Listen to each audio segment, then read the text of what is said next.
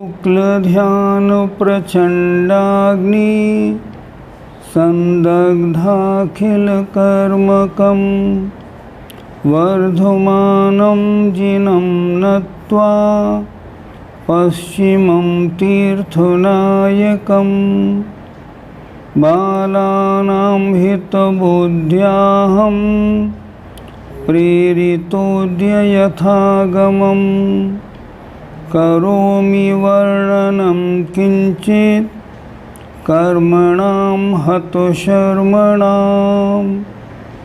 पंच परमेष्ठी भगवान की जय। संत शिरोमणि आचार्य विद्यासागर जी महाराज की जय।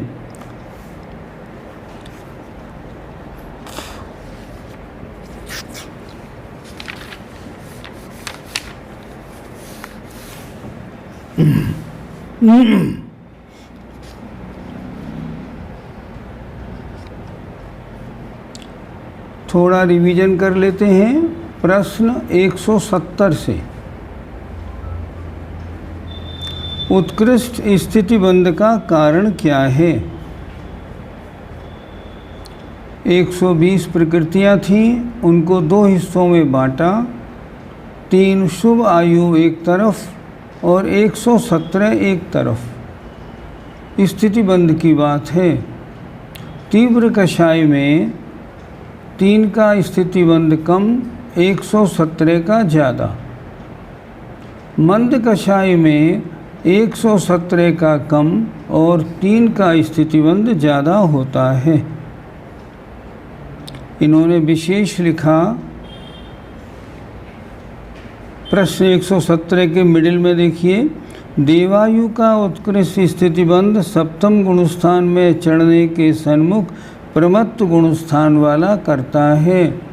जब छठे वाला 7वें में चढ़ रहा होता है, उस समय उसके परिणामों में विशुद्धि पूरी होती है, इसलिए वह उत्कृष्ट स्थितिबंध देवायु का करेगा।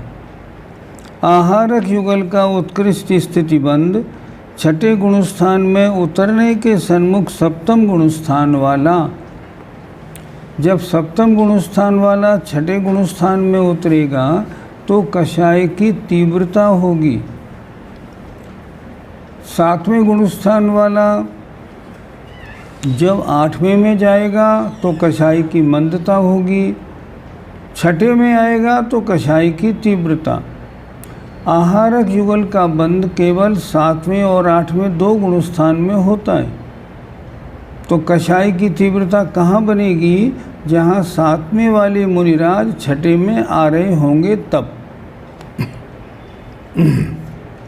तीर्थंकर प्रकृति का उत्कृष्ट स्थितिबंध नरक जाने के लिए सन्मुख चतुर्थ गुणस्थानवर्ती अविरत सम्यक दृष्टि करता है। तीर्थंकर प्रकृति का बंध चौथे से 8वें के छठे भाग तक होता है। तो जो कोई जीव हो जिसने पहले नरकायु का बंध कर लिया हो और दूसरे या तीसरे नरक में जाने वाला हो, जब वो जाएगा मनुष्य पर्याय से तो उसका सम्यक दर्शन यहाँ छूटेगा। तो जब सम्यक दर्शन छूटेगा चौथे गुणस्थान के अंत में, उस समय उसकी सबसे तीव्र कषाय होगी। सबसे मंद कषाय कब होगी? जब 8वें गुणस्थान के छठे भाग के अंतिम समय में होगा। सबसे मंद कषाय तब होगी। तो तीर्थंकर प्रकृति का उत्कृष्ट स्थितिबंध कहाँ होगा? चौथे गुणस्थान से गिरते हुए अंतिम समय में होगा। तीर्थंकर, आहारक, द्विग और देवायु, इन 4 प्रकृतियों के सिवाय अन्य 116 प्रकृतियों का उत्कृष्ट स्थितिबंध मिथ्या दृष्टि जीव ही करता है। आबाधा किसे कहते हैं? किसी कर्म का बंध हो जाए, जब तक उदय आने योग्य नहीं है तब तक के उस समय को आबाधा काल कहते हैं। किस कर्म की कितनी आबाधा होती है? अगर एक कोड़ा कोड़ी सागर की स्थिति है तो उसकी आबाधा 100 वर्ष होती है। अर्थात वह कर्म बंध तो गया, लेकिन 100 वर्ष बाद उदय में आना प्रारंभ होगा। प्रश्न 173, बद्ध कर्म उदय में किस प्रकार आते हैं? जिस कर्म की स्थिति बंधी उतने समय तक वो बंध गए, बंधने के बाद आबादा के बाद से पहले समय से वो उदय में आएंगे और उस स्थिति के अंत तक आएंगे। बस शर्त यह है, सबसे पहले सबसे ज़्यादा निषेक आएंगे, आगे कम कम कम कम निषेक होते जाएंगे। ऐसे ये कर्म उदय में आते हैं। कर्मों में अनुभाग फल देने की शक्ति किस प्रकार पड़ती है? अब यहाँ से आज शुरू करना है।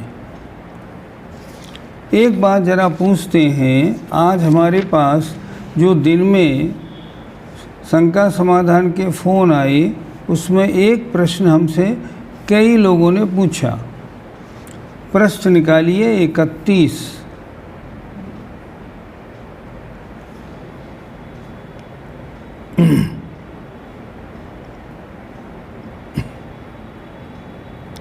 नीचे से 7वीं 8वीं लाइन देखिए, प्रश्न 31 में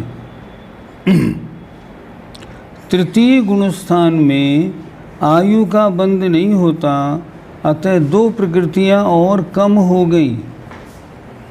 तो उन सब ने हमसे पूछा, 2 प्रकृतियां क्यों कम की?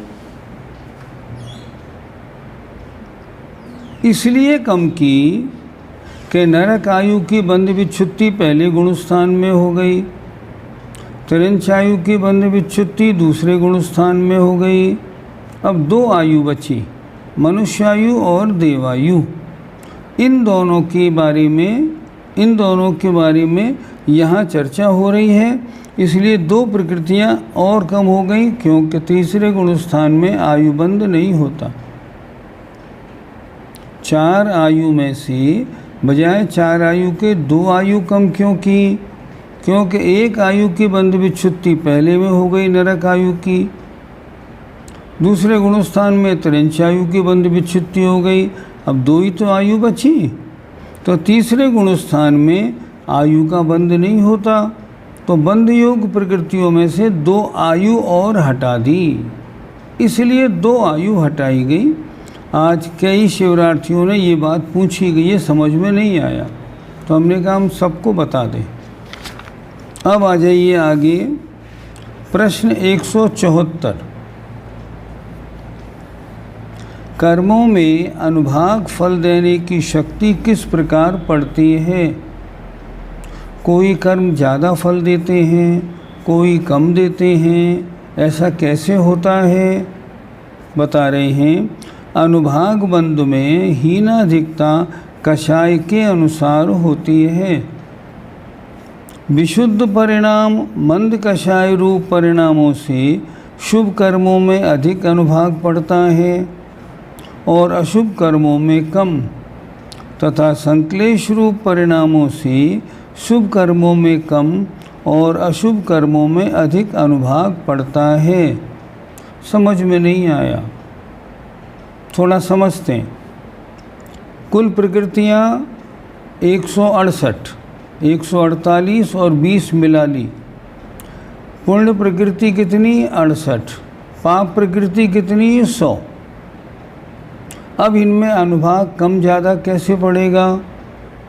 अगर तीव्र कषाय में बंध हो रहा है तो पाप प्रकृतियों में अनुभाग ज़्यादा और पुण्य प्रकृतियों में कम। सही बात है। कषाय की तीव्रता है तो क्या होगा? कषाय की तीव्रता में पुण्य प्रकृतियों में अनुभाग कम पड़ेगा, पाप प्रकृतियों में ज़्यादा। और अगर कषाय की मंदता है तो पुण्य प्रकृतियों में अनुभाग ज़्यादा, पाप प्रकृतियों में कम। इसको ऐसे समझना चाहिए, सारी प्रकृतियों को 2 हिस्सों में बांट लिया। 100 प्रकृतियाँ पाप की, 68 प्रकृतियाँ पुण्य की। 100 प्रकृतियों में उत्कृष्ट अनुभाग बंध पड़ेगा तीव्र कषाय से, और उधर पुण्य प्रकृतियों में तीव्र कषाय से कम अनुभाग बंध पड़ेगा।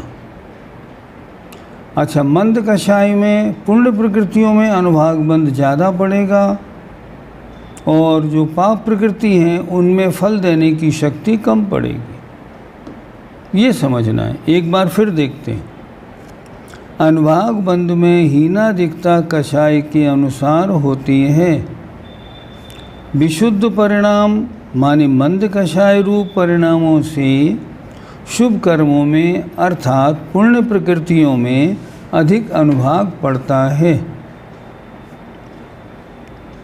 और अशुभ कर्मों में कम, तथा संक्लेश माने तीव्र कषाय रूप परिणामों से शुभ कर्मों में अनुभाग कम होता है और अशुभ कर्मों में अनुभाग अधिक पड़ता है। ठीक हो गया? बात स्पष्ट हो गई। आगे चलें। अब घातिया कर्मों का जो अनुभाग होता है कितनी प्रकार का होता है? वैसे तो असंख्यात और अनंत प्रकार का है, लेकिन उसको हम 4 भागों में बांट सकते हैं। कैसे, वो देखते हैं। घातिया कर्मों का अनुभाग किस प्रकार होता है? घातिया कर्मों के अनुभाग को आचार्यों ने लता माने बेल, दारू माने काष्ठ माने लकड़ी, अस्थि माने हड्डी, शैल माने पाषाण, इनके दृष्टांत द्वारा स्पष्ट किया है। अर्थात आचार्यों ने कहा है घातिया कर्मों का अनुभाग 4 प्रकार का, लता रूप, दारू रूप, अस्थि रूप और शैल रूप। शास्त्रों में आपको यही लिखा मिलेगा। अर्थात जिस प्रकार लता, दारू, हड्डी और पाषाण में आगे आगे कठोरता बढ़ती जाती है। सबसे मुलायम कौन? लता, उससे और कड़ा लकड़ी, उससे कड़ी हड्डी और सबसे कड़ा पत्थर पाषाण। उसी तरह अगर मान लीजिए मिथ्यात्व है, सबसे हल्का मिथ्यात्व सम्यक प्रकृति और दूसरा उससे थोड़ा कड़ा सम्यक मिथ्यात्व और मिथ्यात्व कड़ा। ऐसे तो ये कह रहे हैं जिस प्रकार लता, दारू, हड्डी और पाषाण में आगे आगे कठोरता बढ़ती जाती है, उसी प्रकार कर्म प्रकृतियों के अनुभाग माने फल देने की शक्ति में कठोरता बढ़ती जाती है। अर्थात जो पाषाण वाला होगा उसका फल सबसे ज़्यादा होगा घातिया कर्मों में, जो हड्डी वाला होगा उसका फल कम होगा, जो लकड़ी वाला होगा उसका फल और भी कम होगा, जो बेल वाला होगा उसका फल और भी कम होगा। ऐसे लगाना। एग्जाम्पल देखें। मान लो ज्ञान की बात ले लें। अगर ज्ञानावरणी का उदय पाषाण जैसा है, आपको बिल्कुल बुद्धि नहीं होगी, ज़ीरो, कुछ नहीं, क्योंकि पाषाण जैसा है। हड्डी जैसा है, थोड़ी होगी, समझो 3rd डिवीज़न पास। और अगर लकड़ी जैसा है तो 2nd डिवीज़न पास, और बेल जैसा है तो 1st डिवीज़न, मेरिट में आने का नंबर आ गया। ऐसे होता है। उसी प्रकार कर्म प्रकृतियों के अनुभाग माने फल देने की शक्ति में कठोरता बढ़ती जाती है। उपर्युक्त दृष्टांतों में लता और दारू के अनंत में भाग तक के स्पर्धक देशघाती रूप होते हैं और दारू के शेष बहुभाग तथा हड्डी और पाषाण संबंधी अनुभाग सर्वघाती रूप होते हैं। थोड़ा इसको भी समझते हैं। हमने 1 से लेके 100 तक बांट लिया पूरा, उसकी कठोरता को 1 से 100 तक रखा। अब बेल वाला रहा 1 से 25 तक, तो क्या कह रहे हैं? लता और दारू के अनंत में भाग तक के स्पर्धक देशघाती रूप होते हैं। आपको पहले लिखाया था मिथ्यात्व में देशघाती कौन है? सम्यक प्रकृति। सर्वघाती कौन है? सम्यक मिथ्यात्व और मिथ्यात्व दोनों। तो यहाँ कह रहे हैं उपर्युक्त दृष्टांतों में लता और दारू के अनंत में भाग तक के स्पर्धक, मतलब 1 से 25 तक लता रूप, और दारू के अनंत में भाग का मतलब 26वां नंबर और लगा लो, देशघाती रूप होते हैं। अगर मिथ्यात्व का उदय लता रूप है या दारू के अनंत में भाग रूप है तो सम्यक प्रकृति रूप होगा, और दारू के शेष बहुभाग तथा हड्डी और पाषाण संबंधी अनुभाग सर्वघाती रूप होते हैं। 27 नंबर का जो है वह सम्यक मिथ्यात्व रूप सर्वघाती है और 28 से 100 तक मिथ्यात्व रूप है। हम क्या पढ़ रहे हैं? घातिया कर्मों का अनुभाग किस प्रकार का होता है, ऐसे। एक बार फिर देखें, थोड़ा कड़ाए चलें। उत्तर: घातिया कर्मों के अनुभाग को आचार्यों ने लता, दारू, अस्थि और शैल के दृष्टांत द्वारा स्पष्ट किया है। हमने अभी मिथ्यात्व के टुकड़े किए। हम अगर चाहें तो ज्ञानावरणी में लगा सकते हैं, हम इसको अंतराय में लगा सकते हैं, कहीं भी लगाएं, कोई आपत्ति नहीं। मान लो हमने दर्शनावरणी में लगाया, तो दर्शनावरणी में लगाएंगे तो देशघाती रूप कौन से होंगे? 1 से 25 और 26 नंबर रूप, और बाकी के सारे सर्वघाती रूप होंगे। सर्वघाती वाले जो होंगे दर्शन होने ही नहीं देंगे।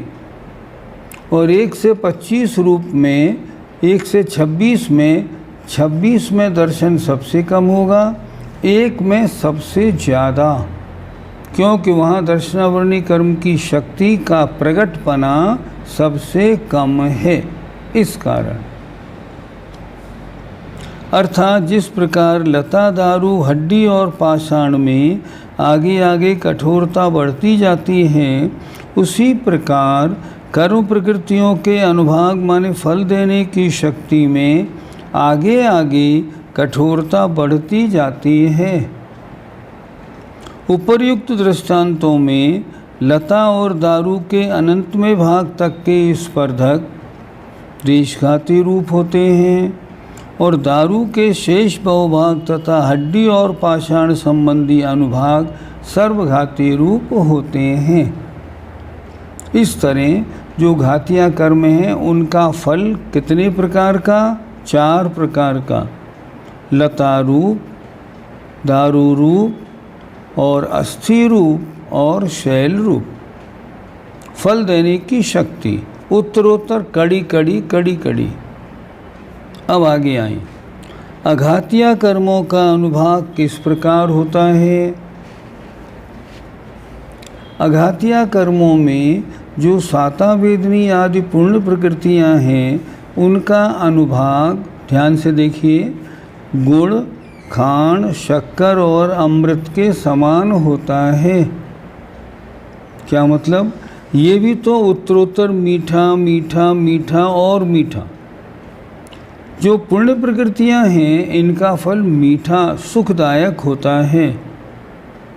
तो कितने प्रकार से? मीठापना गुड़ में सबसे कम, खांड में उससे ज़्यादा, शक्कर में उससे ज़्यादा, अमृत में सबसे ही ज़्यादा होता है। उसी प्रकार पूर्ण प्रकृतियों का जो सुखदायक फल होता है वो 4 प्रकार से आचार्यों ने समझाया। अगर आपको थोड़ा सुख है गुण रूप, जैसे मान लो एग्जाम्पल, चपरासी की नौकरी लग गई, गुजारा तो हो जाता है लेकिन बचता कुछ नहीं है, तो गुण रूप हो गया। अब मान लीजिए बजाय उसके एक अच्छे असिस्टेंट मैनेजर की नौकरी लग गई, तो खांड रूप, खा भी लेता है थोड़ा बचाता भी है। और उससे अच्छी अगर जनरल मैनेजर बन गया ना तब शक्कर रूप साता वेदनी का फल आया। खूब खाता है फिर भी खूब बचता है। और अमृत के समान कब? जब तो जैसे मान लो मुकेश अंबानी बन गया तो अमृत के समान फल हो गया, मीठा ही मीठा। इस तरह ये 4 तरह का पूर्ण प्रकृतियों का फल होता है। और जो असाता वेदनी आदि पाप प्रकृतियां हैं उनका अनुभाग माने उनका फल नीम, कांजीर, विष और हालाहल के समान होता है। क्या मतलब? नीम कड़वा, कांजीर एक चीज़ होती है आप लोग तो जानते हैं, वो इससे भी कड़वी, जहर और कड़वा, और हलाहल तो बहुत ही कड़वा होता है। ये हलाहल क्या होता है? ये एक प्रकार का जहर होता है हलाहल। उस जहर की अगर हवा भी सूंघने को मिल जाए तो इतनी कड़वी है कि आदमी मरण को प्राप्त हो जाता है। ऐसा होता है हलाहल। तो क्या बताया? पुण्य प्रकृतियों का फल मीठा, पाप प्रकृतियों का फल कड़वा। पुण्य प्रकृतियों का फल 4 तरह से बांट दिया, गुण, खाण, शक्कर और अमृत।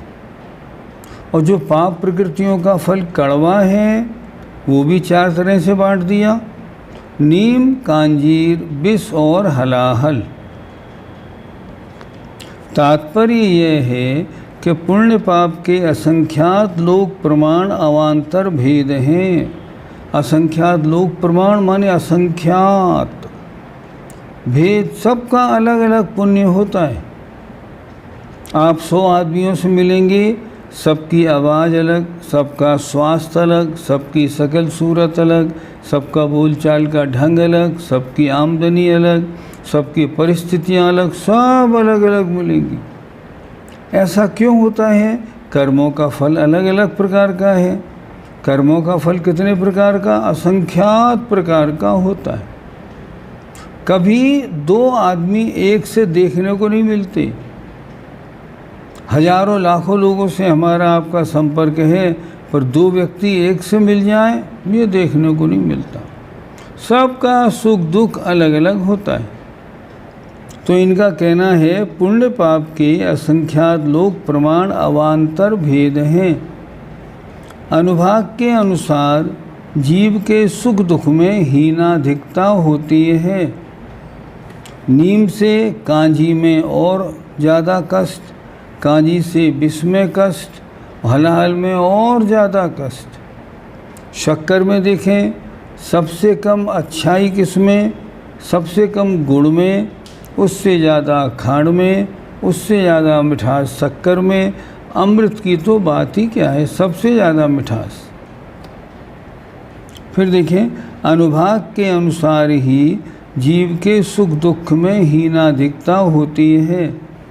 जैसे देवगति और देवायु रूप पुण्य प्रकृति के समान होने पर भी आभियोग्य जाति के देव को वाहन बनना पड़ता है, जिससे वह संक्लेश का अनुभव करता है और उस पर बैठने वाला सुख का अनुभव करता है। क्या मतलब हुआ? जो देव होते हैं उन देवों में 10 वैरायटी होती हैं। तत्वार सूत्र का एक सूत्र है, आप लोगों को शायद याद हो, इंद्र सामानिक त्रायस्त्रिंश पार्षदात्मरक्ष लोकपालानीक प्रकीर्ण का वियोग्य किल विशिकाश्चैकशः। इनमें क्या है? सबसे अच्छा इंद्र, फिर सामानिक, त्रायस्त्रिंश, पारिषद, आत्मरक्ष, लोकपाल, ऐसे ऐसे ऐसे। अब जो इन्होंने बताया आभियोग्य जाति के देव, ये जाति के देव 9 नंबर पे आते हैं। ये कैसे होते हैं? इनका काम होता है, ये सवारी के काम में आते हैं। बड़े देव ने हुक्म किया जल्दी से हंस बन जाओ, तो झट हंस बन जाएगा वो। बड़ा देव उसमें बैठेगा और सवारी करके ले जाएगा। अब आप सोचिए कितना दुख होगा बेचारे को। मैं तो हंस बना और ये मेरे ऊपर बैठ के जा रहा है। शारीरिक कष्ट नहीं है वहाँ, शरीर में दर्द नहीं हो रहा क्योंकि वैक्रिक शरीर है, लेकिन मानसिक कष्ट तो है। देखो इसका ठाट और हमारा ठाट। अब उसका महल तो बना है रत्नों का और तुम्हारा महल बना है चांदी का और पीतल का, देख के मन तो डूबेगा ही। तो इन्होंने क्या लिखा, जैसे देवगति और देवायु रूप पुण्य प्रकृति के समान होने पर भी नाम दोनों का एक सा, देवगति और देवायु पर होने पर भी आभियोग जाति के देव को वाहन माने सवारी बनना पड़ता है, जिससे वह संक्लेश का अनुभव करता है और उस पर बैठने वाला सुख का अनुभव करता है। देवों में सबसे घटिया होते हैं किल्बिषिक। किल्बिषिक माने शूद्र, शेड्यूल कास्ट। उनको मकान के अंदर प्रवेश करने की आज्ञा नहीं होती। ऐसे भी देव होते हैं, हाँ ऐसे भी देव होते हैं। तो ऐसे देव क्यों बने? क्योंकि उनके देवगति और देवायु का अनुभाग सबसे कम रहा, इसलिए सबसे घटिया बने। एक बार फिर देखिए, अब ये बता रहे हैं अघातिया कर्मों का अनुभाग कैसा। अघातिया कर्मों में जो साता वेदनी आदि पुण्य प्रकृतियां हैं, उनका अनुभाग गुड़, खांड, शक्कर और अमृत के समान उत्तरोत्तर अधिक अधिक मीठा होता है। और जो असाता वेदनी आदि पाप प्रकृतियां हैं, उनका अनुभाग नीम, कांजीर, विष और हलाल के समान उत्तरोत्तर ज़्यादा ज़्यादा कड़वा होता है। तात्पर्य यह है कि पुण्य पाप के असंख्यात लोक प्रमाण अवान्तर भेद हैं। अनुभाग के अनुसार ही जीव के सुख दुख में हीनाधिकता होती है। अगर अनुभाग पूर्ण प्रकृति का ज़्यादा है, सुख ज़्यादा, कम है तो सुख कम। जैसे देवगति और देवायु रूप पुण्य प्रकृति के समान होने पर भी नाम तो दोनों का वही है, देवायु और देवगति, फिर भी आभियोग्य जाति के देव को वाहन बनना पड़ता है। ये वाहन क्यों बना? क्योंकि इसके जो देवायु और जो देवगति नाम की पुण्य प्रकृति थी, उसका अनुभाग गुण जैसा था, घटिया। तो देव पर्याय मिल तो गई, लेकिन उसको वाहन बनना पड़ता है, जिससे वह संक्लेश का अनुभव करता है और उस पर बैठने वाला सुख का अनुभव करता है। इस तरह पुण्य प्रकृतियों का 4 तरह का, पाप प्रकृतियों का 4 तरह का और घातिया कर्मों का 4 तरह का। इस प्रकार अनुभाग माने फल इन्होंने बता दिया। अब आगे बढ़ते हैं। प्रश्न 177, प्रदेश बंद में समय प्रबंध का स्वरूप और परिमाण माने क्वांटिटी कितनी है? आप समय प्रबंध बार बार कहते हो। एक समय में एक जीव कितने कर्म मानता है? समय प्रबंध मानता है। समय प्रबंध होता कितना है ये बताइए। बता रहे हैं 5 रस, 5 वर्ण, 2 गंध तथा शीत उष्ण स्निग्ध रूक्ष, इन 4 स्पर्शों से सहित कार्बन वर्गणा का जो पिंड एक समय में बंधता है, अर्थात जितने कर्म एक समय में हम सब बांधते हैं, उसका प्रमाण, उसकी काउंटिंग सिद्धों के अनंत में भाग कह लो या अभव्य राशि से अनंत गुणा कह लो, इतना होता है। सिद्धों का अनंतवा भाग कितना हुआ? वो भी अनंत हुआ। सिद्ध कितने? अनंतानंत। और उनका अनंतवा भाग कितना? वो भी अनंत हुआ। अर्थात समय प्रबद्ध कह लो या प्रति समय अनंत वर्गणाएं बंधती हैं कह लो, एक ही बात है। यही समय प्रबद्ध कहलाता है। समय प्रबद्ध एक समय में बंधने वाले कर्मों की संख्या समय प्रबद्ध होती है। अब प्रश्न अगला, समय प्रबद्ध का ज्ञानावरणादि कर्मों में विभाग कौन करता है और किस अनुपात से होता है? प्रश्न क्या हुआ? एक समय में हम और आप प्रति समय 7 कर्म बांध रहे हैं आयु कर्म को छोड़ के, और जिनका आयु कर्म का अपकर्ष काल है वो 8 कर्म बांध रहे हैं। तो अब जो 7 कर्म बांध रहे हैं, अब उनका जो आया समय प्रबद्ध जो कर्म आए उनका कितना कितना हिस्सा मिलेगा, किसको ज़्यादा मिलेंगे किसको कम मिलेंगे, ये बताइए। हमने उस दिन आपको लिखा दिया था एक दिन, वही चीज़ इसमें बताई गई है। बंधावस्था को प्राप्त हुए समय प्रबद्ध में, अर्थात जितने कर्म बंध को प्राप्त हो रहे हैं उनमें ज्ञानावरणादि परिणमन स्वयं हो जाता है। उन्हें कोई ज्ञानावरण दर्शनावरण वेदनी ऐसे नहीं करते, वो तो अपने आप परिणमन कर जाते हैं। 8 कर्मों में सबसे अधिक प्रदेश वेदनी को मिलते हैं। हमने उस दिन आपको लिखाया था वेदनी को 18 मिले, हमने आपको लिखाया था एक दिन। उससे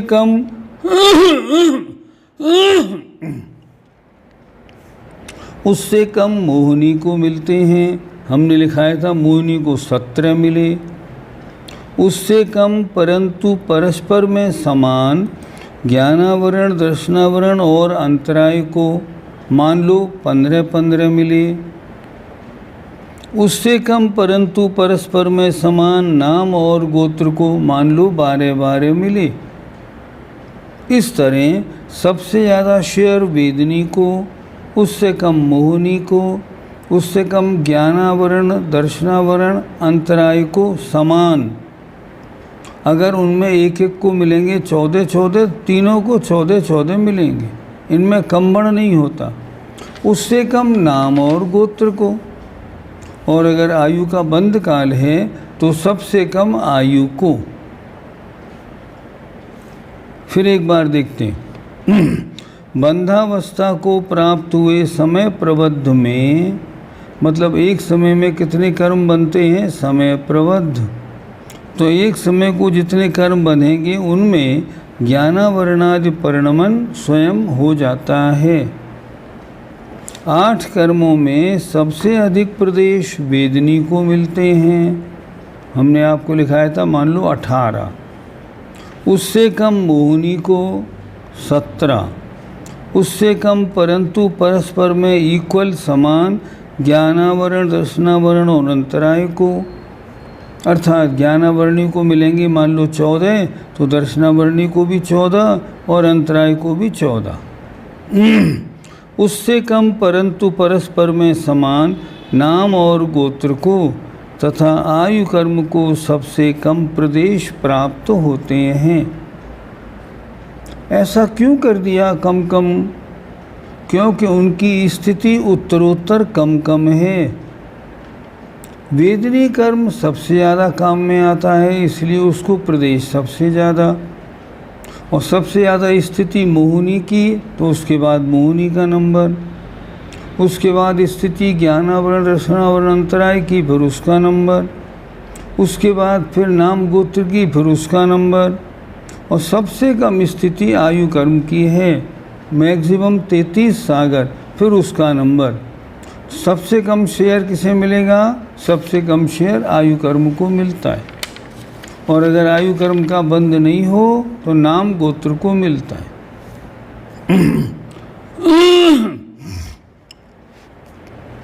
अब प्रश्न 179, एक बात और पूछें। कार्मण वर्गणाएं जो सारे लोक में भरी हैं, उनमें कोई भी वर्गणा ज्ञानावरणी बन जाएगी, कोई भी दर्शनावरणी बन जाएगी, क्या होता है उनका? उत्तर, जो कार्मण वर्गणा पूरे लोक में भरी हुई है वो 8 स्वभाव वाली है। अच्छी तरह समझिए, वो 8 स्वभाव वाली है। उनमें से जो कर्मण वर्गणा ज्ञानावरण रूप परिणमन करने की योग्यता रखती है वो ही ज्ञानावरण बनेगी। अभी बनी नहीं है, बनेगी। जो दर्शनावरण की योग्यता वाली है वो ही दर्शनावरण बनेगी। जो वेदनीय वाली है वो ही वेदनीय बनती है। उनका नेचर, उनकी प्रकृति ऐसी है। जैसे एग्जाम्पल, कोई क्रिकेट की टीम आई, अब उसके क्रिकेट की टीम में ये कौन आए, ये खिलाड़ी आए। कितने आए? 12। ठीक, लेकिन 12 खिलाड़ियों में जो बॉलिंग एक्सपर्ट हैं वो बॉलिंग के हैं, जो विकेट कीपिंग के हैं वो विकेट कीपिंग के हैं। वो अलग अलग नेचर उनका होता है। उसी तरह जो वर्गणाएं बंधती हैं उनका स्वभाव अलग अलग प्रकार का नेचर होता है। जैसा जिसका नेचर होता है वह उसी रूप परिणमन करके उस रूप बन जाती है। और आत्मा जितने परमाणु वेदनी के लेने हैं उतनी वर्गणाएं वेदनी रूप होने वाली कार्बन वर्गणाओं को लेगी। अब जितने मोहिनी चाहिए उतनी मोहिनी रूप होने वाली वर्गणाओं को लेगी। ये सारा काम अपने आप होता है, कोई करता नहीं। अब आगे आए प्रश्न 179। प्रदेश बंध का प्रमुख कारण क्या है और उसके कितने भेद हैं? प्रदेश बंध का प्रमुख कारण योग स्थान आत्म प्रदेश परिस्पंदन के विकल्प हैं।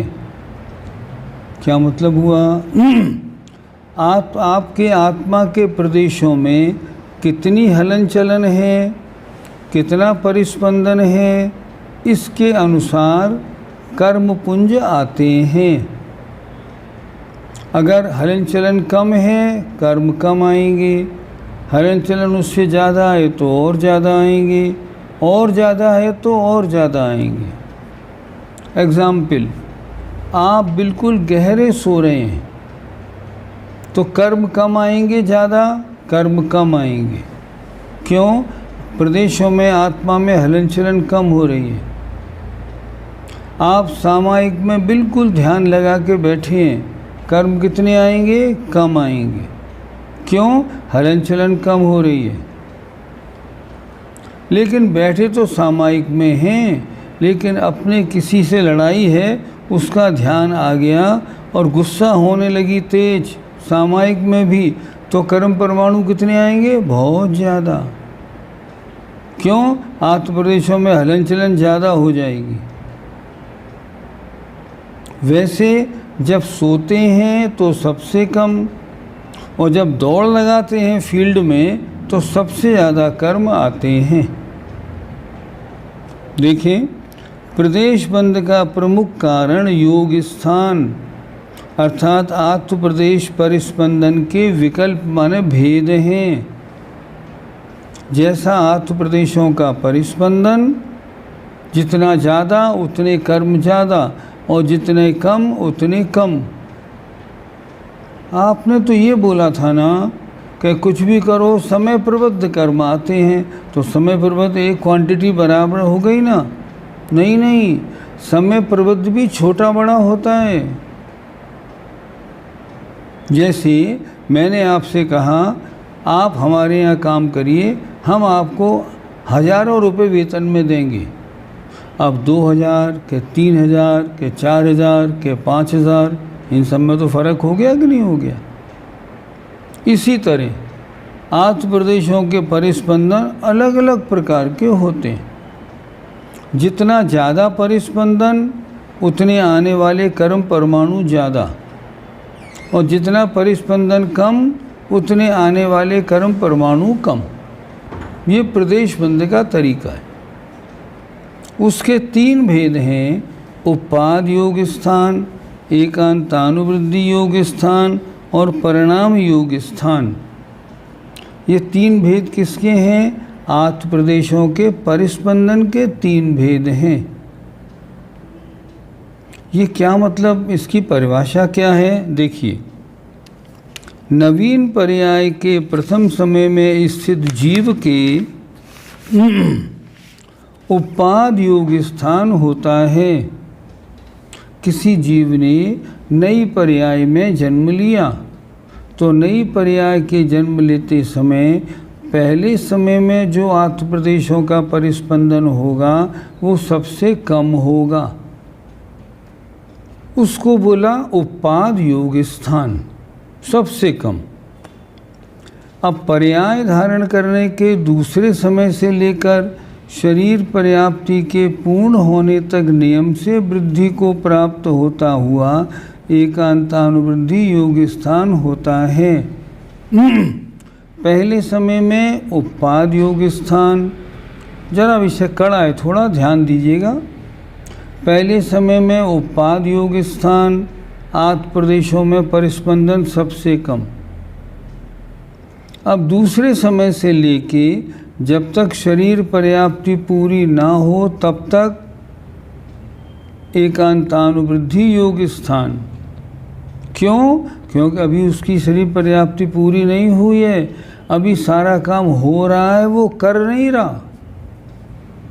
अब शरीर पर्याप्ति पूरी हो गई, अब उसने करना शुरू किया, तब उसके बाद फिर लगेगा परिणाम योग स्थान।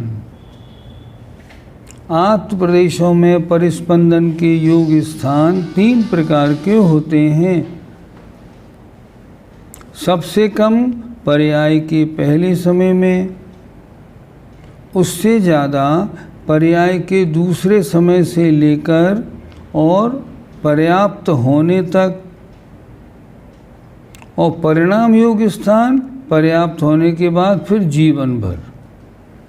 3 प्रकार का योग स्थान बताया। और शरीर पर्याप्ति के पूर्ण होने के समय से लेकर जीवन पर्यंत परिणाम योग स्थान होता है। इसमें आत्मप्रदेशों का परिस्पंद कभी कम और कभी बढ़ता रहता है, क्रम नहीं, कम। ठीक कर लीजिए, क्रम इसमें गलत लिखा है। इसमें आत्मप्रदेशों का परिस्पंदन कभी कम और कभी बढ़ता रहता है। इसका दूसरा नाम घोटमान योग स्थान भी है। परिणाम योग स्थान में जैसे आपके परिणाम वैसा आत्मप्रदेशों का परिस्पंदन। मान लीजिए आप सो गए, बिल्कुल गहरे सो रहे हैं, तो परिणाम योग स्थान बहुत कम होगा। अब उसमें आपने एक कोई स्वप्न देखना शुरू कर दिया, स्वप्न सामान्य रहा तो थोड़ा योग स्थान ज़्यादा हो जाएगा। और अगर स्वप्न में आपने किसी से लड़ाई कर ली जोरदारी से, तब परिणाम योग स्थान बहुत ज़्यादा होगा। इस तरह 3 प्रकार का। एक बार फिर देख लेते हैं, समझ लें ज़रा। योग स्थान माने आत्मा के प्रदेशों के परिस्पंदन के स्थान 3 प्रकार के हैं। नई पर्याय में विग्रह गति के पहले समय में जो जीव है उसका योग स्थान सबसे कम, उसे इन्होंने बोला उपाद योग स्थान। अब उसके बाद दूसरे समय से लेके पर्याप्त होने तक जो योग स्थान है वो एकांतानुवृद्धि योग स्थान है। उसमें योग स्थान उससे बहुत ज़्यादा। और जब शरीर पर्याप्ति पूरी होने के बाद जब शरीर बन गया तब योग स्थान क्या? परिणाम योग स्थान। ये उससे भी बहुत ज़्यादा। वो 3rd क्लास, 2nd क्लास, ये 1st क्लास, ऐसे 3 लगा लीजिए। अब आए आगे। उत्कृष्ट तथा जघन्य प्रदेश बंध की सामग्री क्या है? मतलब उत्कृष्ट और जघन्य प्रदेश बंध किसको होता है? उत्कृष्ट योगों से सहित, क्या मतलब? मन वचन काय की हलन चलन कितनी टॉप क्लास। और जो सैनी हो, पर्याप्तक हो और अल्प प्रकृतियों का बंद करने वाला जीव, उत्कृष्ट प्रदेश बंध को करता है। ये अल्प प्रकृतियों का बंध करने वाले से क्या मतलब? जो समय प्रबद्ध आ रहा था वो 8 में बट रहा था, अब आगे बढ़ गए, मान लो गुणस्थान 8वां 9वां आ गया तो 7 कर्मों का बंध हो रहा था। तो जो समय प्रबद्ध आ रहा था वो 7 कर्मों में बट रहा था। अब और आगे बढ़ गए, 10वें गुणस्थान में आ गए तो 6 कर्मों का बंध हो रहा है। तो जो आ रहा है कर्म समय प्रबद्ध वो 6 में बटेगा। 8 में बटने में शेयर कम होगा, 7 में बटेगा शेयर ज़्यादा होगा, 6 में बटेगा शेयर और भी ज़्यादा होगा। अब आए 11, 12 और 13वें गुणस्थान में। 11, 12, 13वें गुणस्थान में सिर्फ एक कर्म का बंध है, किसका? साता वेदनी का। साता वेदनी को कितना शेयर मिलेगा? पूरा का पूरा 100%। क्यों? एक ही प्रकृति का बंध तो है, दूसरी किसी प्रकृति का बंध है नहीं। तो जो समय प्रबद्ध आएगा ना वो पूरा का पूरा साता वेदनी के योग्य आएगा। तो साता वेदनी का सबसे ज़्यादा परसेंटेज में बंध कहाँ होगा? 11, 12 और 13वें गुणस्थान में होगा। क्यों होगा? क्योंकि उस समय अन्य कर्मों का बंध नहीं है, इसलिए अधिक से अधिक शेयर मिलेगा, इस कारण। फिर देखिए, उत्कृष्ट योगों से सहित, योग माने मनवचन कायी की क्रिया, सैनी हो, पर्याप्तक हो और अल्प माने थोड़ी प्रकृतियों का बंध करने वाला जो जीव है उत्कृष्ट प्रदेश बंध को करता है। और इससे विपरीत जीव जघन्य प्रदेश बंध को करता है। विपरीत जीव का मतलब उत्कृष्ट योगों से सहित, हम कहेंगे जघन्य योगों से सहित विपरीत। संगी, संगी का उल्टा असंगी, पर्याप्त का उल्टा अपर्याप्त, इस तरह उल्टा करेंगे। अब नीचे आइए, प्रश्न 181। मूल प्रकृतियों का उत्कृष्ट प्रदेश बंध किस गुणस्थान में होता है? मूल प्रकृतियों का, मूल प्रकृति ज्ञानावरण, दर्शनावरण आदि। उत्तर, आयु कर्म का उत्कृष्ट प्रदेश बंध 6 गुणस्थानों के अनंतर 7वें गुणस्थान में रहने वाला करता है। आयु कर्म का उत्कृष्ट प्रदेश बंध। और मोहनी का उत्कृष्ट प्रदेश बंध 9वें गुणस्थान वर्ती करता है। ऐसा क्यों कर दिया? ऐसा इसलिए कर दिया क्योंकि 9वें गुणस्थान में 7 कर्मों का बंध है, एक आयु का तो है ही नहीं, तो उससे शेयर इसको ज़्यादा मिलेगा। और शेष 6 कर्मों का उत्कृष्ट प्रदेश बंध उत्कृष्ट युगों को धारण करने वाला सूक्ष्म सांप्राय गुणस्थान वाला अर्थात 10वें गुणस्थान वाला करता है। क्यों? अब वहाँ 6 ही कर्मों का बंध रह गया तो शेयर ज़्यादा मिलेगा, इस कारण। अब जघन्य प्रदेश बंध किसको होता है? अब जघन्य प्रदेश बंध उसको होगा जिसके मनवचन कायी की क्रिया सबसे कम होगी, उसके आत्म प्रदेशों में परिस्पंदन भी कम होगा। आत्म प्रदेशों में परिस्पंदन ज़्यादा है तो उत्कृष्ट प्रदेश बंध हो गया, और सबसे कम है तो जघन्य प्रदेश बंध हुआ। क्या लिख रहा देखिए, सूक्ष्म निगोदिया लब्ध पर्याप्तक जीव अपनी पर्याय के प्रथम समय में, देखो सूक्ष्म हो, निगोदिया हो और लब्ध पर्याप्तक हो, सबसे घटिया जीव, सबसे कमज़ोर, अपनी पर्याय के प्रथम समय में जघन्य योग के द्वारा आयु के सिवाय शेष 7 कर्मों का जघन्य प्रदेश बंध करता है। क्यों करता है? उसका कारण ये है उसमें शक्ति नहीं है। निगोदिया है, सूक्ष्म है, लब्ध पर्याप्तक है ही कितना। इसलिए उसमें कुछ है ही नहीं। मन वचन काय की क्रिया बहुत कम, ना के बराबर। मन है ही नहीं, वचन है ही नहीं, सिर्फ काय है। आगे चलकर आयु का बंध होने पर इसी जीव के आयु कर्म का भी जघन्य प्रदेश बंद होता है। क्यों? उसकी आयु कितनी? 1/24 सेकंड बस। अब इतनी कम आयु है तो प्रदेश बंद भी बहुत कम होगा, उसमें क्या बात। तो जघन्य प्रदेश बंद सूक्ष्म निगोदिया लब्ध पर्याप्तक जीव के होता है, और उत्कृष्ट प्रदेश बंद अलग अलग गुण स्थानों में बता दिया। इस तरह दूसरा अधिकार आज पूरा हो गया। आइए अब थोड़े प्रश्नों को देख लेते हैं।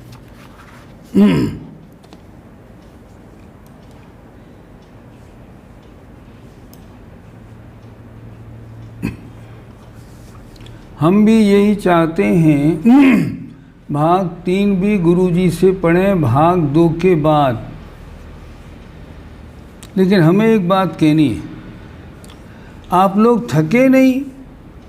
अरे क्लास शिविर लगा था आधे करणानुयोग दीपक भाग 1 के लिए, पहले 12-15 दिन का, अब उसको बढ़ा के आपने करा दिया 30 दिन। अब वो किताब पूरी हो गई। हमने सोचा आप लोग थक गए होंगे, करणानुयोग का विषय है, कोई कहानी किस्सा तो है नहीं। अब उसके बाद फिर 15 दिन का शिविर लगा, वो इसमें हो गए। अब तो थक गए होंगे कि नहीं थके? थके कि नहीं थके? तो मन क्या है अभी? मन क्या है? पहले ये किताब पूरी करें। सब तैयार है बिल्कुल? कहाँ तैयार है बताओ? सब रेडी हैं? ये शिविर तो अभी सिर्फ कल तक का है, 10 तारीख का। अगर मन हो तो आगे पढ़ाई करें कि नहीं करनी है? सब तैयार है बिल्कुल? चलिए ठीक है, तो शिविर को आगे बढ़ा देते हैं। और अभी कोरोना की जय, कोरोना की मेहरबानी है, सब काम छुट्टी पे चल रहा है, तो शिविर को आगे बढ़ा देते हैं। पहले ये किताब पूरी करते हैं, फिर आपसे पूछेंगे, तब तक थोड़ी बहुत थकावट तो आ जाएगी, फिर रेस्ट करेंगे, फिर देखेंगे। अभी तो इस किताब को आगे और कंटिन्यू करेंगे, छुट्टी नहीं होगी। आगे चलें। जैन धर्म में कुछ लोग पद्मावती माता की तथा अन्य धर्म के लोग राम सीता कृष्ण आदि की पूजा करते हैं। क्या ये मिथ्यात्वी देव हैं? नहीं, ये मत कहिए वे मिथ्यात्वी देव हैं। पद्मावती मिथ्यात्वी नहीं है, लेकिन उनको देव मान के पूजना ये मिथ्यात्व है। वो स्त्री पर्याय में है पद्मावती देवी, तो वो सम्यक दृष्टि हो सकती है, लेकिन सम्यक दृष्टि होने के बाद भी अभी वो पंच परमेष्टि में या 9 देवताओं में नहीं आती, इसलिए पूजा करना उचित नहीं। लेकिन हम उन्हें मिथ्या दृष्टि देव नहीं कह सकते। इनकी पूजा करने से पाप कर्म का बंध होता है। सबसे बड़ा पाप कौन सा है? मिथ्यात्व। तो अगर देवी देवताओं में किसी की आप पूजेंगे, पूजा करने के बारे में एक नियम अच्छी तरह बना लीजिए। पूजा किसकी करनी? 9 देवताओं की, 5 परमेष्टि, जिन वाणी, जिन धर्म, जिन चैत्य और चैत्यालय। जो इनमें नहीं आता वो पूजा के योग्य नहीं, चाहे कोई भी हो। हम कहते हैं पद्मावती देवी तो बहुत छोटी बात हो गई। अगर कोई ये कहे सौधर्मेंद्र की पूजा करेंगे क्या? नहीं, वो भी नहीं। अच्छा, लौकांतिक देव तो इनसे भी बड़े, उनको तो लोग कहते हैं देव ऋषि, वो पूजा, उनकी पूजा हो सकती है क्या? नहीं, उनकी भी नहीं। अच्छा, सर्वार सिद्धि के देव की पूजा हो सकती है कि नहीं? नहीं, उसकी भी नहीं। तो जब उसकी पूजा नहीं तो फिर इन देवी देवताओं की पूजा की बात क्या चले। और अगर जो करते हैं उनको मिथ्यात्व का बंध होता है। याद रखिए, मिथ्यात्व से बड़ा कोई पाप नहीं। एक दर्शन पाहुड़ आचार्य कुंद महाराज ने लिखा, उस दर्शन पाहुड़ की टीका सुरत सागर सूरी ने की। उसमें किसी ने उनसे प्रश्न किया, 9 देवताओं के अलावा अन्य किसी भी देवी देवता, चाहे वो स्वधर्मेंद्र हो या लोकांतिक देव हो, उनकी एक बार पूजा करने से कितना पुण्य मिलता है? उन्होंने क्या उत्तर दिया, ध्यान से सुनिए। जो उनकी एक बार पूजा करता है, वंदना करता है, उसको 1 लाख परस्त्री सेवन का दोष लगता है। पढ़िए आप, 1 लाख परस्त्री सेवन का। शिष्य ने प्रश्न किया, परस्त्री सेवन में तो बहुत पाप है, हाथ जोड़ने में क्या पाप लगा? तो उन्होंने उत्तर दिया है, पाप का बाप तो मिथ्यात्व है, और पाप तो मिनटों में धुल जाएंगे, लेकिन मिथ्यात्व का पाप नहीं धुलता। इसलिए बहुत बच के रहना चाहिए। मनुष्य पर्याय मिली है, चाहे कोई कुछ भी कहे, 9 देवताओं के अलावा अन्य किसी की पूजा करनी नहीं। पहला काम ये तो करना ही करना है। आगे, क्या अन्य धर्म के लोग मोक्ष नहीं जाते? इनकी पूजा पाठ करना व्यर्थ है? बिल्कुल व्यर्थ, कोई सवाल ही नहीं है। और अन्य धर्म के लोगों के पास मोक्ष है कहाँ? उनके पास कर्म नहीं, कर्मों की निर्जरा नहीं, उनका मोक्ष नहीं, उनकी अभी आत्मा की बात नहीं, कुछ नहीं। उनके यहाँ तो कुछ है ही नहीं। इनकी धार्मिक ग्रंथों में तो हमारे ग्रंथों जैसा कुछ भी नहीं लिखा है। फिर इनका कल्याण कैसे होता होगा? नहीं होगा। वो तो हम और आप बड़े भाग्यशाली हैं। कैसे भाग्यशाली हैं? मनुष्य बने तो जैन बन गए, और जैनों में भी दिगंबर जैन बन गए। और इतने भाग्यशाली हैं कि हम किनके ज़माने में पैदा हुए? आचार्य विद्यासागर जी महाराज के ज़माने में। क्या बात है, बहुत भाग्यशाली। मनुष्य बनते मान लो, और इंग्लैंड, अमेरिका, रूस में पैदा हो जाते, सारा जीवन बेकार हो जाता। और यहाँ हिंदुस्तान में जन्म मिल गया, जैन धर्म मिल गया, अब क्या बात है। कभी आपने सोचा, आप सब लोग जो शिविर में बैठे हैं, आप सब लोगों का मन जिनवाणी में क्यों लगता है?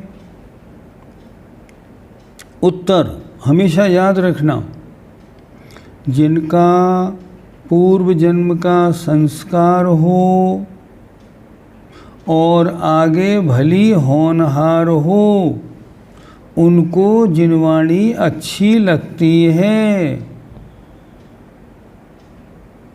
आपके परिवार में आपके पति देव हैं, आपकी पत्नी है, उसका मन नहीं लगता धर्म ध्यान में, समझो पहले जीवन का संस्कार नहीं है और आगे भी अच्छी गति नहीं होनी है, इसलिए जिनवाणी में रुचि नहीं होती।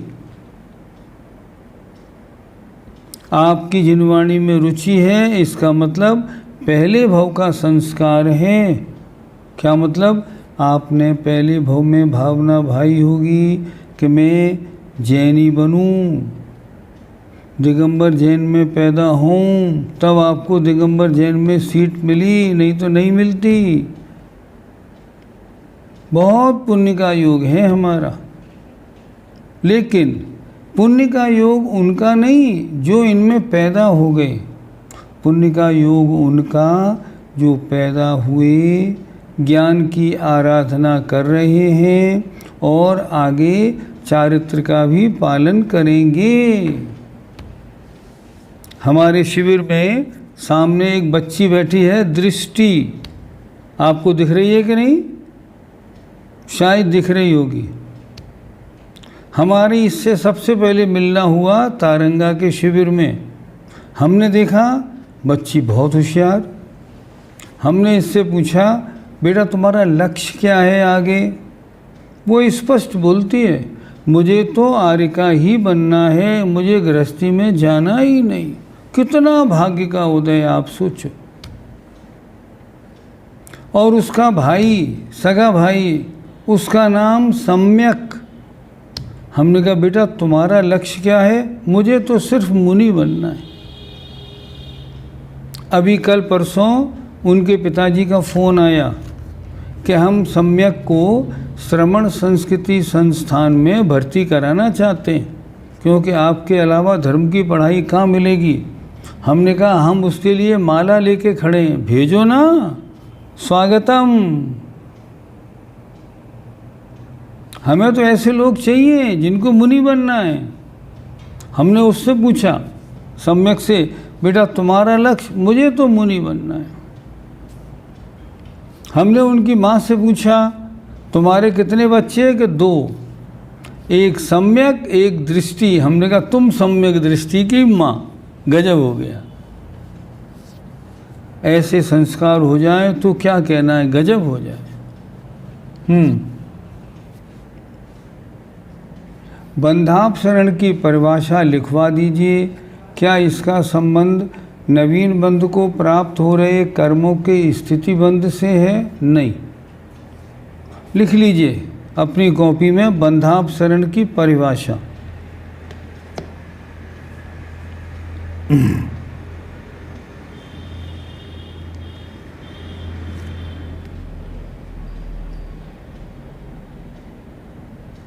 मिथ्या दृष्टि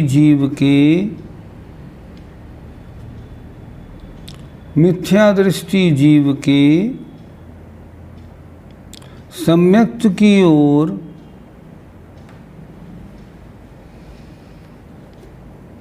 बढ़ते समय 5 लब्धि होती हैं।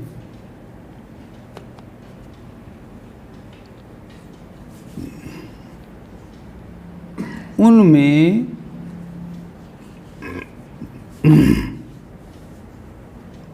चौथी लब्धि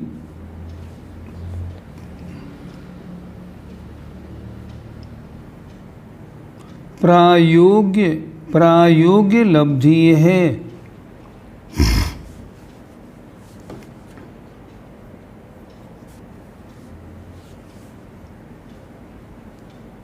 फुल स्टॉप।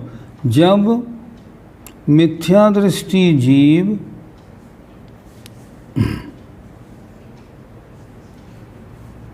प्रायोग्य लब्धि में आता है,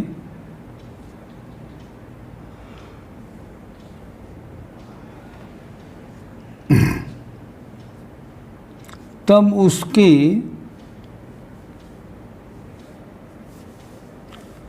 परिणाम विशुद्धि होने के कारण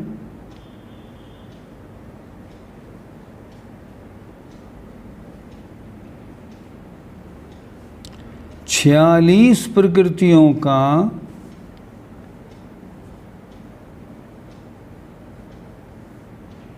बंद होना रुक जाता है।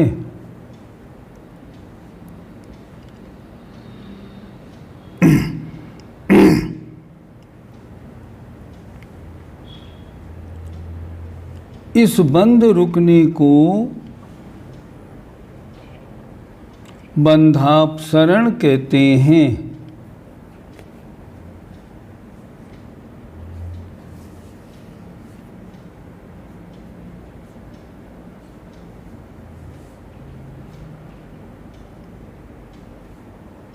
Full stop.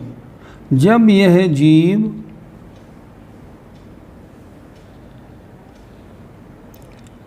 प्रायोग्य लब्धि से गिर जाता है,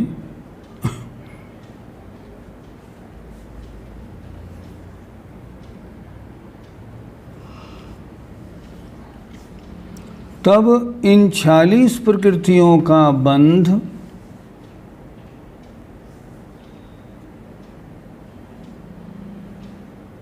पुनः होने लगता है।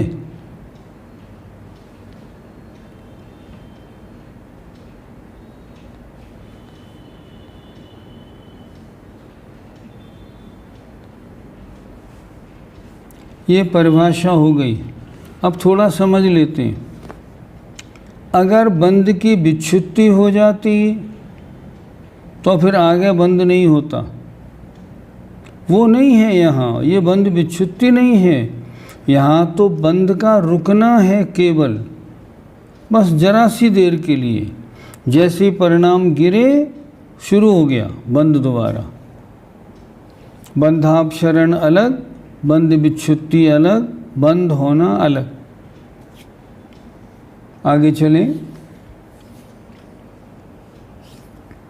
जैसे 10वें गुणस्थान के अंत में कोई कर्म का बंध हुआ और उदीर्णा की अपेक्षा एक आवली की आवादा है, फिर 12वें गुणस्थान में कैसे जाएंगे? आप कर्म की बात तो कर रहे हैं, अभी तो असंख्यात भव के बांधे हुए कर्म और सत्ता में हैं। नवीन बंधो या नहीं बंधो उससे क्या फ़र्क पड़ रहा है? अभी तो ढेर सारे कर्म पहले के बंधे हुए पड़े हैं।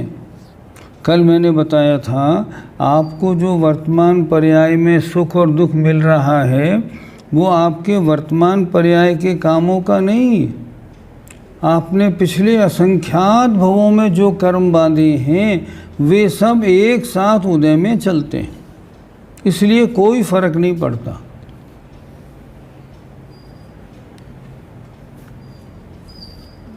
पूर्व और पल्य प्रशान कौन सा है? ये क्या लिखा है? प्रशान कौन सा है मालूम नहीं। पूर्व और पल्य कितने होते हैं?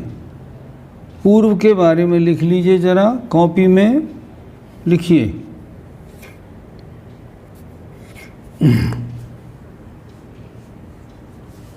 चौरासी लाख वर्ष का एक पूर्वांग होता है।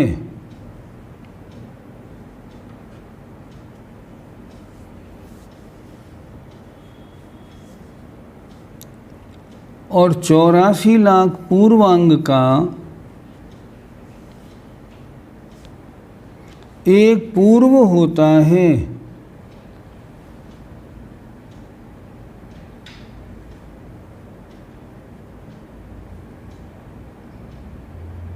और इसमें 1 करोड़ का गुणा करने पर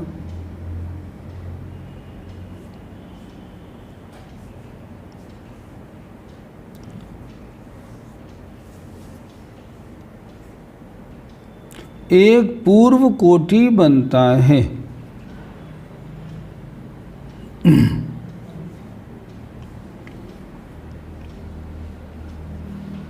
फुल स्टॉप। लेकिन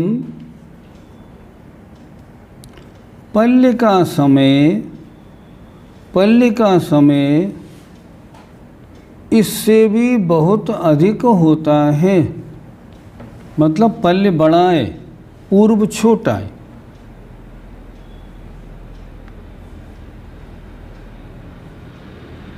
अर्थात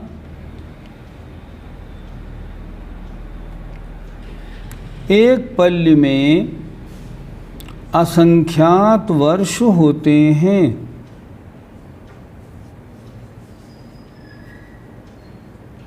इसलिए पूर्व से पल्य बहुत बड़ा हुआ।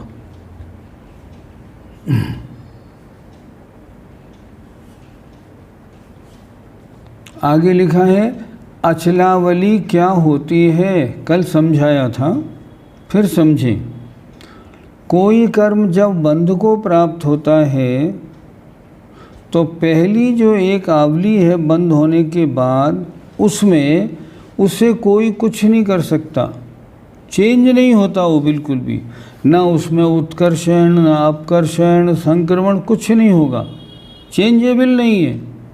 मतलब उस एक आवली काल में वो अचल रहता है, जैसा का तैसा, इसलिए उसे कहते हैं अचलावली। मतलब ऐसा पीरियड, एक आवली जिसमें कोई चेंज ना हो सके, ना उत्कर्षण, ना अपकर्षण, ना संक्रमण, ना कुछ, उसे कहते हैं अचलावली। अगला, क्या सर्वार सिद्धि वे ही मुनिराज जाते हैं जिनका मरण 11वें गुणस्थान में होता है? हाँ, कोई आपत्ति नहीं, नियम नहीं बनाना, लेकिन सर्वार सिद्धि वगैरह में जाने वाले देव कौन से होते हैं? बिल्कुल स्पष्ट है, बिल्कुल, जिनका मरण श्रेणी में होता है, उपसम श्रेणी में मरने वाले जाते हैं। क्यों? इस कारण क्योंकि वहाँ पे शुक्लेशा है, परम शुक्लेशा, और यहाँ परम शुक्लेशा, शुक्लेशा में जीव मरेगा तभी तो वहाँ जाएगा। इसलिए वे ही मुनिराज जाते हैं जो शुक्लेशा में होते हैं और श्रेणी में होते हैं। सुना है पहले कि कभी कभी कोई कर्मों का फल तुरंत मिलता है, ये कैसे समझें? जितने सम्यक दृष्टि देव होते हैं, सम्यक दृष्टि मनुष्य होते हैं, उनके जितने कर्मों का बंध होता है उसकी स्थिति बंद होता है अंतः कोड़ा कोड़ी सागर। अंतः कोड़ा कोड़ी सागर स्थिति का आबाधा काल होता है अंतर्मुहूर्त। अर्थात सम्यक दृष्टि जीवों की जो कर्म बंधता है वो तुरंत उदय में, उसी भाव में तुरंत आता है। जैसे मानतुंग स्वामी ने जो पुण्य बांधा, भक्तामर स्तोत्र बनाते समय तुरंत उदय में आ गया, ताले टूट गए। विषापहार स्तोत्र एक ही भाव स्तुत बनाने वाले महाराजों के संकट भी तुरंत टल गए। क्यों टल गए?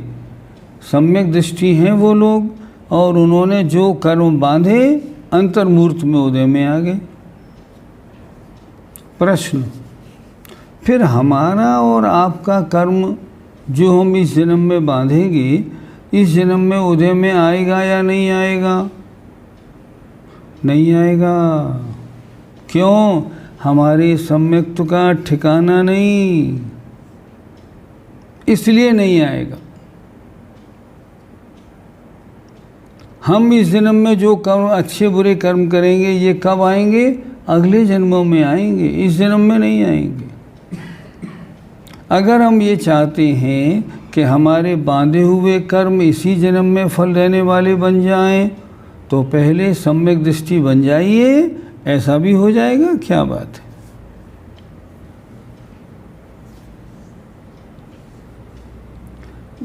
क्या लिखा? क्षय तो अच्छा नहीं माना जाता है, तो तीव्र कषाय के साथ तीर्थंकर प्रकृति का स्थिति ज़्यादा कैसे? हाँ, कषाय तो अच्छी नहीं मानी जाती। तीर्थंकर प्रकृति तो पुण्य प्रकृति है। दो बातें ध्यान में दीजिए। पहली बात, ज़्यादा स्थिति बंद पड़ना ये बुरा होता है, ज़्यादा स्थिति बंद होना बुरा होता है, और अधिक अनुभाग पढ़ना अच्छा होता है। अब देखिए, किसी ने तीर्थंकर प्रकृति बांधी, तीर्थंकर प्रकृति में अगर मान लो तीव्र कषाय है तो स्थिति बंद ज़्यादा पड़ेगा, लेकिन अनुभाग बंद कम पड़ेगा, अनुभाग बंद कम पड़ेगा। और बंद कषाय है, बहुत सरल परिणामी है, तो स्थिति बंद कम पड़ेगा, अनुभाग ज़्यादा पड़ेगा। स्थिति बंद अच्छा नहीं होता, अनुभाग बंद अच्छा होता है। मान लो आपने कोई एक पुण्य बांधा, अब वो सारे जीवन चलना है, और पुण्य बांधा बड़ा हल्का, उससे क्या होगा, एक चपरासी की नौकरी मिल गई, सारे जीवन दाल रोटी खाने का काम बन गया। बजाय उसके आपने एक पुण्य ऐसा बांधा जो 1 महीने के लिए उदय में आ गया। आपने उसमें एक लॉटरी खरीदी और उसमें 1 करोड़ रुपया आपको मिल गया। स्थिति अच्छी नहीं होती, पुण्य प्रकृति का अनुभाग तीव्र हो तो काम बनता है। मंद कषाय में तीर्थंकर प्रकृति की स्थिति कम बंधेगी, लेकिन अनुभाग टॉप बंधेगा। वो है कार्यकारी। इस पे अच्छी तरह मंथन करिए, किस प्रकृति का कैसे क्या क्या। अब देखें, सातावेदिनी की बात करते हैं। सातावेदिनी पूर्ण प्रकृति है। तीव्र कषाय में स्थिति तो ज़्यादा बंधेगी, लेकिन अनुभाग कम बंधेगा, क्योंकि पूर्ण प्रकृति है। हमें नहीं चाहिए। आपको क्या चाहिए? हमें स्थिति कम बांध लो, लेकिन अनुभाग पूर्ण प्रकृति का तीव्र होना चाहिए, तब तो कार्यकारी होगा, नहीं कैसे होगा। इस विषय को अच्छी तरह मंथन करिएगा। समय आपका हो गया, 9:30 बज गए। आज का एक समाचार अच्छा है, शायद नींद अच्छी आए कि ये अब किताब कंटिन्यू होगी, इस किताब को पूरी कराएंगे। जय जिनेंद्र, जय जिनेंद्र, जय जिनेंद्र।